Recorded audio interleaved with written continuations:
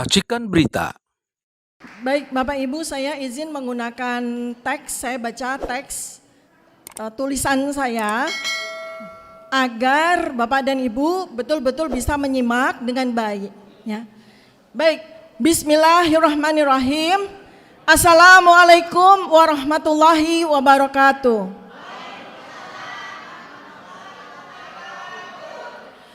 Hari ini tanggal 20 Oktober 2024, Indonesia memiliki presiden baru, Presiden ke-8 Bapak Prabowo Subianto. Selanjutnya saya sebut sebagai Presiden Prabowo. Sosok seorang pemimpin yang sesungguhnya ditunggu sejak 10 tahun yang lalu. Dan kini akhirnya Allah SWT menjadikan Presiden Prabowo sebagai pemimpin bangsa Indonesia dalam 5 tahun ke depan. Mewarnai berbagai drama, strategi, dan keputusan-keputusan politik yang tidak banyak dipahami,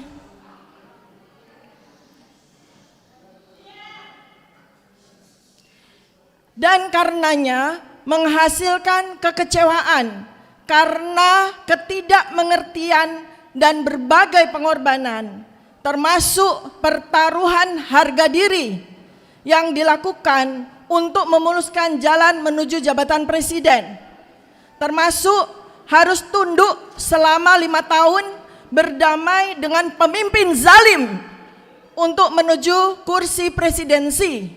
Akhirnya cita-cita Presiden Prabowo terwujud. Para pendukung Presiden Prabowo 5 tahun ini merasa dipecundangi, dihianati, dibuat sakit hati dengan keputusan Presiden Prabowo masuk kabinet, menjadi menterinya, pembantunya seorang penguasa zalim, pembohong, penipu, dan pengutang terbanyak sepanjang sejarah Republik ini, termasuk menggandeng seorang yang sama sekali tidak kapabel, anak dari si penguasa zalim, pembohong, dan penipu. Dalam 8 bulan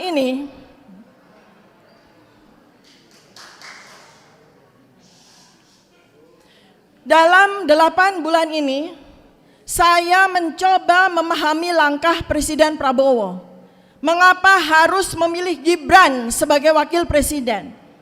Namun, setelah hari ini, 20 Oktober 2024 tiba, tanpa halangan, saya akhirnya memahami bahwa Presiden Prabowo tidak punya pilihan lain selain menggandeng Gibran menjadi wakil presiden.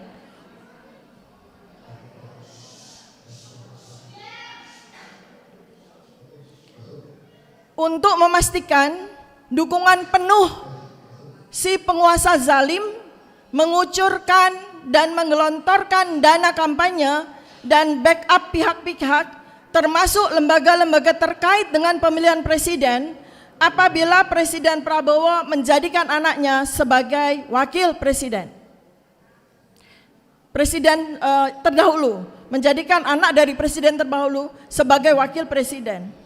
Ternyata Tuhan Allah SWT memiliki rencananya sendiri. Wa makaru wa makarallah berlaku dalam sebulan ini. Ketika mencuat akun Fufu Fafa yang selama 10 tahun ini dengan sadis, kejam, keji melontarkan berbagai caci maki, hinaan, risakan, bahkan fitnahan kepada Presiden Prabowo.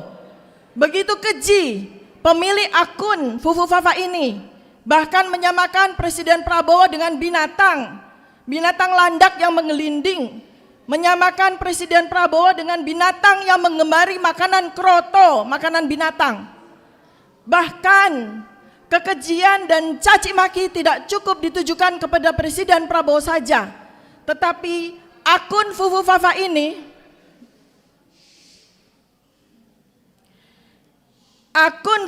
ini juga tidak henti melontarkan caci maki, hinaan, dan fitnahan kepada putra tercinta Presiden Prabowo, Mas Ragowo Hedi Prasetyo Joyo Hadikusumo, seorang anak berbakti yang sangat sayang kepada ayahandanya, kepada ibundanya, yang dibesarkan sejak kecil dengan penuh penderitaan dan nestapa, tanpa kehadiran ayah yang dia sayangi dan ibu yang dia kasihi.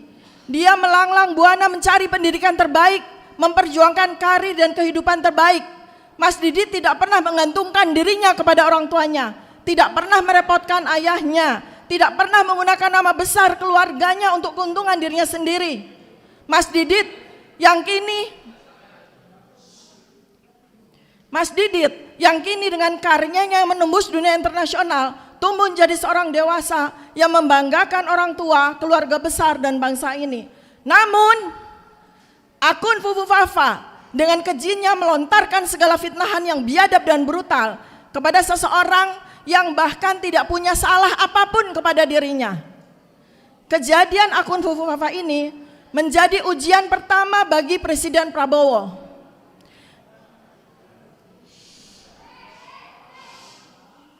Dengan perangkat berbagai lembaga yang kini berada di bawah komando dan perintah Presiden Prabowo, mudah sekali untuk mengungkap siapa manusia keji yang berada di balik nama akun Fufu Fafa ini. Siapa manusia lancung yang pengecut yang bersembunyi di balik nama akun Fufu Fafa ini. Seluruh rakyat Indonesia sekarang menanti ujian pertama bagi Presiden Prabowo untuk menjaga dan menjunjung martabat, harga diri, kehormatan diri, juga harga diri dan kehormatan keluarga besarnya, termasuk putranya tercinta Mas Didit yang telah dirusak dan dihancurkan nama baiknya oleh akun Fufu Fafa ini. Kami, segenap rakyat Indonesia,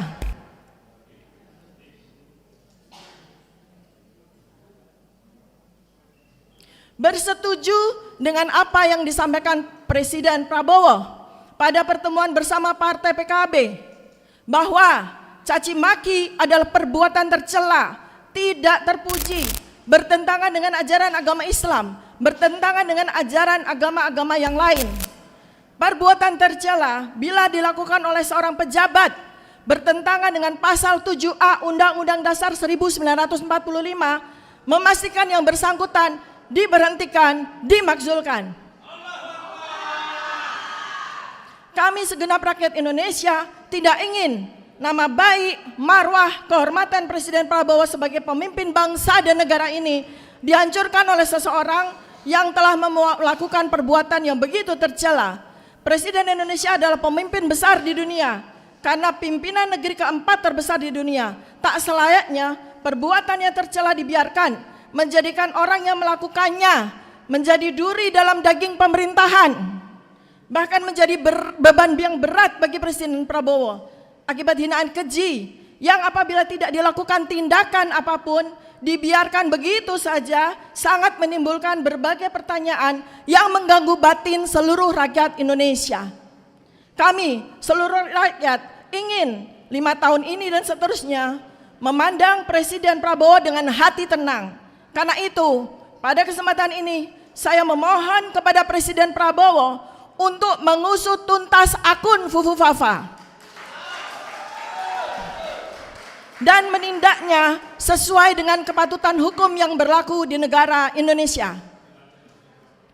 Dalam masa antara tahun 2024 hingga tahun 2029 kepemimpinan Presiden Prabowo, sebagaimana Presiden sampaikan dalam berbagai kesempatan, Indonesia dan dunia menghadapi tantangan yang amat sangat besar, yaitu gejolak geopolitik dunia yang mencapai titik kulminasinya, yaitu Perang Dunia Ketiga.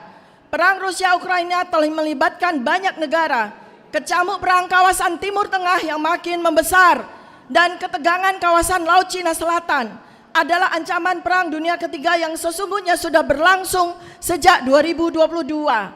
Indonesia tak pelak akan menjadi bagian dari epicentrum Perang Dunia Ketiga dengan berbagai ancaman serius, karena Perang Dunia Ketiga di abad 21 ini melibatkan berbagai perangkat teknologi termasuk bioengineering weapon, senjata virus pembunuh dan pemusnah massal yang berkemungkinan digunakan untuk menyulut kekacauan dan pembunuhan tak terduga-duga bagi kawasan musuh dengan senjata virus dan kuman rekayasa teknologi.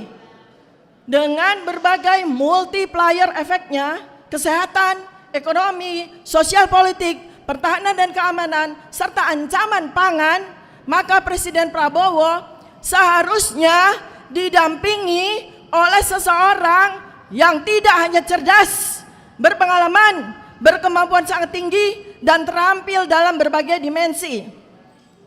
Masa 5 tahun ke depan, segala yang dihadapi bangsa dan negara Indonesia begitu kompleks dan jauh dari sederhana. Maka tidak ada yang kebetulan bahwa pemimpin yang dipilih Allah saat ini adalah Presiden Prabowo. Semoga Presiden Prabowo menjadi antitesis dari pemimpin zalim sebelumnya. Betul-betul menggunakan tugas dari Allah dan amanah dari rakyat dengan sebaik-baiknya, bukan menggunakan jabatan untuk memperkaya diri, keluarga, dan kroni-kroninya sebagaimana yang dilakukan oleh pemimpin sebelumnya. Tetapi beliau betul-betul menjadi pemimpin yang dapat dipercaya, amanah, fatonah, tablik, dan mampu membawa bangsa Indonesia menuju negara yang berketuhanan, adil, makmur, bersatu, dan hikmah dan kebijaksanaan, dan menjadi negara yang baldatun thayyibatun warobun ghafur. Amin, Allahumma amin. Sekian, terima kasih. Billahi taufiq wal hidayah. Wassalamualaikum warahmatullahi wabarakatuh.